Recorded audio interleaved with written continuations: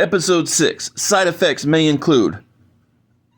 We pick right up where last we left off. Harris asking Brian, now not on NZT, a great question.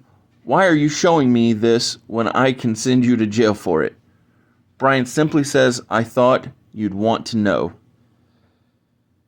That is compelling because last week on NZT, Brian was leaving messages to not NZT Brian and said to think of jail as death. So it really ties that whole thought process up in a nice little package. Speaking of packages, if you click the link in the description, I will send you a package of my 68-page graphic novel, Everlasting Survivors, Volume 1, all day long. There are 2 covers. Cover A, the Jeff Hicks cover. Cover B, the Nick Crook cover. And now that the advertising portion of this is over, back to the show. Brian points out to Harris how it isn't just her father, but a whole cluster of people surrounded around this one drug rehab center called New Springs Recovery that seem to all be tied to the NZT. Harris and Brian agree that they will look into not just her father, but all of these things without involving the rest of the FBI. Harris has to lie to her partner Boyle and to Mike and Ike to keep them away from what her and Brian are looking into, since they were trying to figure out who from the FBI was following her father, if anyone, it seems.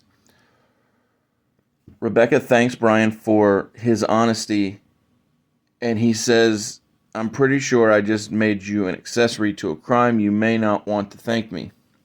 As soon as they arrive to the FBI offices, Naz, the boss of Harris and Boyle and all of them, pulls Harris into the office away from Brian. A big cop inter-organizational war game is being planned, and Naz put Harris in to the war game. She won't take no for an answer. And when Harris tells Brian about this, he is surprisingly upbeat about this development. Brian tells Harris that she can use her newly, acquired animosity toward the man to take down the opposition in the war games. And while she's doing so, he is going to look into this New Springs Recovery Center.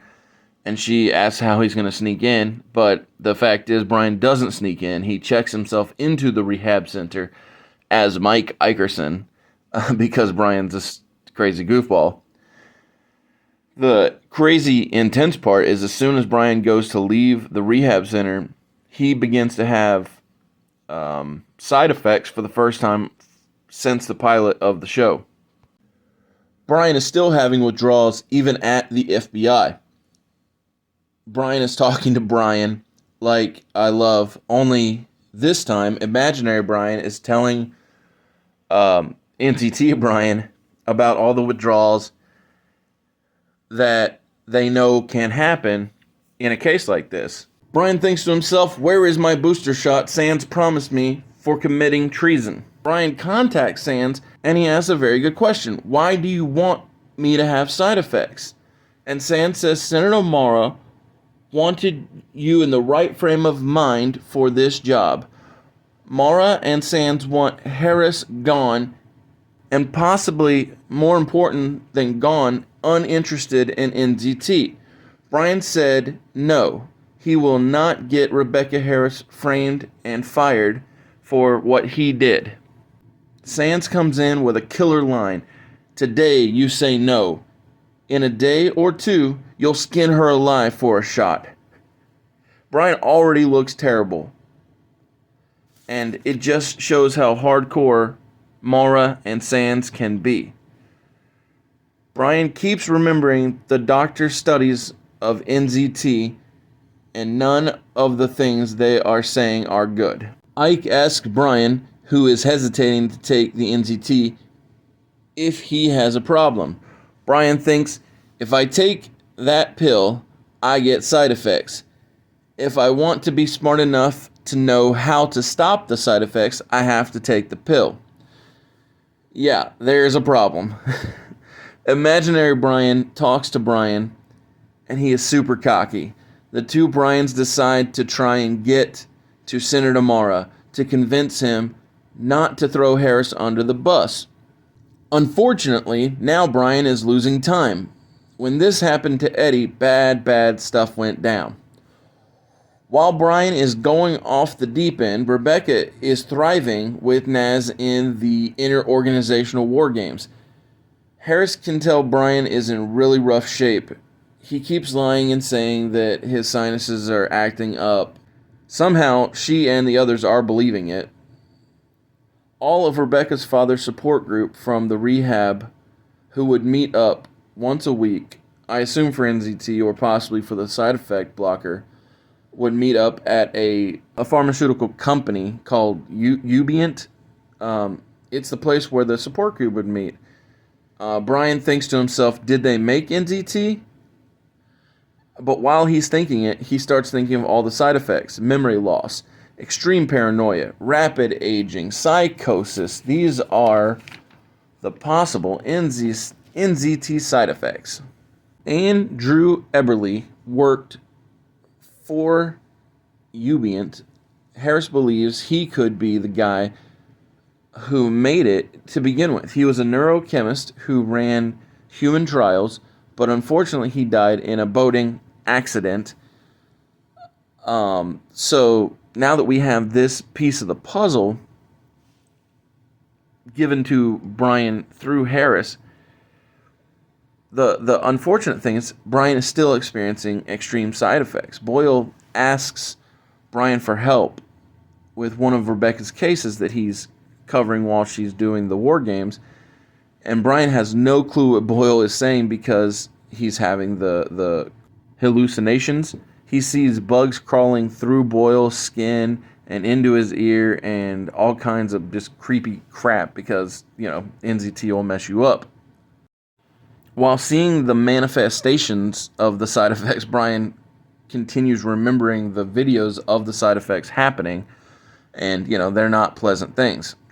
Somehow, Boyle believes Brian when he says that he's fine, even though he clearly looks like crap. And Boyle thanks Brian for being willing to help him, but in reality, Brian can't help Boyle because he has no idea what he asked for. Brian goes straight to Ubient and asks about Andrew Eberly's NZT human trials. It's a very bold move, but it's a bold move that pays off because Brian immediately gets to see three folks from Ubient inside of a conference room. The insiders, they're in denial big time. At one point, the three execs' faces morph into not having faces, just being skin, because again, Brian's side effects are screwing him up. Brian is in really bad shape. The show itself does a really good job of showing the contrast between Brian's bad time and Harris having a really positive time with this interorganizational war game with Naz. Doing really great right up until the point Brian calls her during the war game, and she answers because, it's clear that Rebecca cares for Brian, at least to some degree, and, Brian back at her. Brian is too messed up to even get to the point. He can't see straight. While he's trying to talk, he gets a text from Maura, only to find out in the next scene that it wasn't Maura who was responding to his text, but it was actually Sands, and Sands is still holding the booster shot above him and, basically boasting that, it might not be today's pill, but maybe tomorrow's pill will be the one that Brian won't come back from and he'll be gone forever. And then it's not Rebecca who can save Brian, but Brian himself. The crazy thing is, after this meeting, Brian passes out at home. Well, we see him passed out at home. And it's not Mike and it's not Ike that wake him up in the morning, but it's Rebecca. And Brian, at this point, he really looks like hell. Worse than the whole rest of the episode combined. Harris is concerned because Brian hung up on her yesterday when they were on the phone. He ignored her calls all night. She takes him to a hospital to be checked on, but Brian knows that if they check on him, they'll know that he doesn't actually have an immunity to NZT side effects, that it's all been a lie, and that if he gets found out, it's all over. While he's in the waiting room thinking about this, he puts his hand in the pocket of his coat and pulls out a note that says that the doctor isn't dead. So Brian immediately leaves the doctor's office, goes to the FBI to get his daily NZT pill. Ike is watching over Brian while Brian's brain is messing with him. Brian remembers where he got the note after taking the NZT pill, and goes about his mission to figure out what he can about the doctor who is not dead. Harris is kicking ass in this war game. The guy running it looks at her and says, "Agent Harris, remind me never to get on your bad side." When Brian runs down the person who wrote him the note, it's the lady from the group of the three Ubient execs that was in the meeting. She tells Brian that she believes Andrew is alive, but she's not really able to give him much information. Brian calls Rebecca, but he can't really tell her much because he's having big time side effects. She gets the basic idea of the fact she needs to go to Connecticut to check to see if the doctor is alive.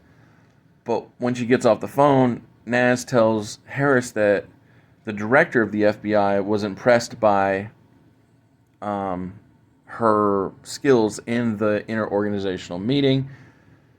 But Harris tries to get out of meeting the director because she knows, she's got to go do this stuff to help Brian and herself. Naz doesn't know anything about it, so she she lies to the boss, says, "Oh, I'm going to go pack," but in reality, Harris goes to find the doctor who she believes gave her dad the NCT. At this point, Brian is losing his mind. He's collapsed, he's down, he's in rough shape, and boom, enter Bradley Cooper. Less than 10 minutes remain, and Edward Mora, he gave Brian the side effect blocker. As Brian is coming to and figuring out that he got the side effect blocker, Edward Mora reveals to Brian that this was all a test to see if Brian could be more than just an employee, more than just a person who takes orders like Sands is, see if he could be someone with character, someone who could be a partner to him. Because Mora is impressed that Brian didn't stab Harris in the back, he gives Brian 5 NZT pills. He said, "Think of this as your discretionary fund, a token of my trust in your judgment." And at this point, Brian is beginning to think, well, maybe Mara's not as bad as I thought he was. At this point, we cut back to Harris, who is with the doctor, who reveals to her that yes, he is the one who gave Conrad, Rebecca's father, the pills, along with all the other test patients. But the fact is, he didn't invent NZT. He got an anonymous email that told him how to put it together, and one by one, each one of the people within the trial, not trial, but the human testing, they were getting taken out as though it seemed like somebody was trying to manage the NZT that was out in the world. And so the big question that I had is, was it Edward Mora who is trying to purge NZT from the community? Was it Robert De Niro's character from before Edward Mora got on top? Is it even somebody new that we haven't met yet, or maybe we have met and don't even know? That's the craziest part about the show, is that things are always ever changing. After Harris leaves the doctor, she goes to check on Brian because, he's had a rough day or two. But when she gets there, Brian is back at it. He's in good shape, better than ever, because he's had his side effect blocker. Harris, doesn't know what to make of it, but she goes to work. And as soon as she gets to the FBI, Naz confronts her. She thinks that Harris wants to be fired. because that's her assumption for why Harris blew off the director of the FBI. Naz believes that Harris knows that the FBI knew about her father being on NZT, and even though Naz believes Harris wants to be fired, and she thinks that she holds it against the FBI that they knew about her dad being on NZT, Naz covered for Harris with the director of the FBI. So for the first time, I believe possibly Naz isn't as bad of a boss as it had felt like for quite some time. After that confrontation, we see Brian hiding the 5 discretionary pills he was given, and we also see that the doctor got a delivery at his house. And immediately I think to myself, I bet this delivery is a bomb. And then we see that Sands was the delivery driver, so of course it was a bomb. The doctor and his house blow up, and I have to ask, would Sands work on his own? It doesn't seem like he's the type. So that then begs the question, was Mara behind the death of the doctor? And can he really be trusted? Due to this thought process, I give this a very good 4 out of 5. It gives us enough questions to where that it's compelling and interesting to go and continue watching. And speaking of continuing, please come back on Friday as me and Josiah continue to explore our world of alpha entertainment worldwide. Come back on Monday when the channel will have Monday Movie Mayhem, and tune in next week for the continuation of the Wednesday Rewind for Limitless, the TV show. Thanks. Later.